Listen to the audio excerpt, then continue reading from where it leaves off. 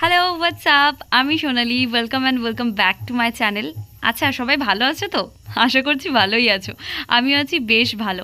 আবার একটা ছবি আঁকার ভিডিও নিয়ে চলে এসেছি। হ্যাঁ, এই ছবিটাই আঁকতে যাচ্ছি এখন। এই ছবিটা আঁকার আইডিয়া কোথা থেকে এসেছিল জানো? তবে শোনো, একদিন বিকেলবেলাতে মা গীতা পাঠের আয়োজন করেছিল আমার বাড়িতে। অ্যান্ড সেদিনই ভেবেছিলাম এই ছবিটা আমি আঁকবো। তবে হ্যাঁ, এই ছবিটা খুবই স্পেশাল একটা ছবি। এখানে আমি শ্রীকৃষ্ণ এবং অর্জুনকে এঁকেছি। আচ্ছা, তোমরা জানো শ্রীকৃষ্ণ অর্জুনকে কি বলে ডাকতো? বলো বলো। শ্রীকৃষ্ণ অর্জুনকে পার্থ বলে ডাকতো। আর অর্জুন শ্রীকৃষ্ণকে কি বলে ডাকতো জানো? অর্জুন শ্রীকৃষ্ণকে মাধব বলে ডাকতো।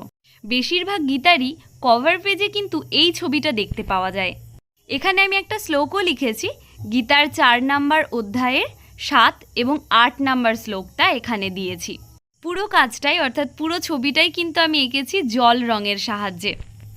এই ছবিটা আঁকতে আমি 2 দিন সময় নিয়েছিলাম। হ্যাঁ বাবা, 24+24 48 ঘন্টা সময় নিইনি, 2 দিন নিয়েছিলাম। প্রথম দিনে ওই 4 থেকে 4.5 ঘন্টা এঁকেছিলাম। দ্বিতীয় দিনে পুরোপুরি কমপ্লিট করতে ওই 5 থেকে 5.5 বা 6 ঘন্টা সময় লেগেছিল। প্রথম দিন আমি আউটলাইনটা করেছিলাম, ব্যাকগ্রাউন্ড কালারটা করে নিয়েছিলাম, আর শ্রীকৃষ্ণের কালারটা করেছিলাম।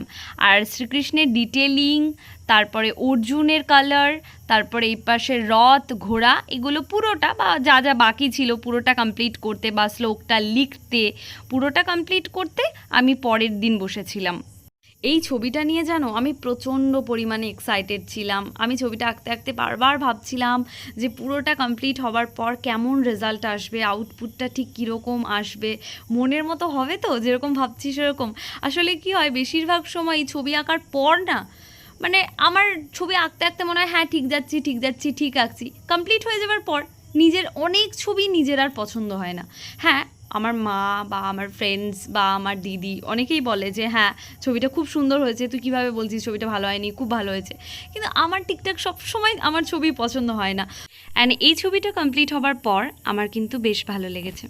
यदा यदा हि धर्मस्य ग्लानिर्भवति भारत अभ्युत्थानम् अधर्मस्य तदात्मानं सृजाम्यहं परित्राणाय साधूनां विनाशाय च दुष्कृतां ধর্মসংস্থাপনার্থায় সম্ভবামি যুগে যুগে।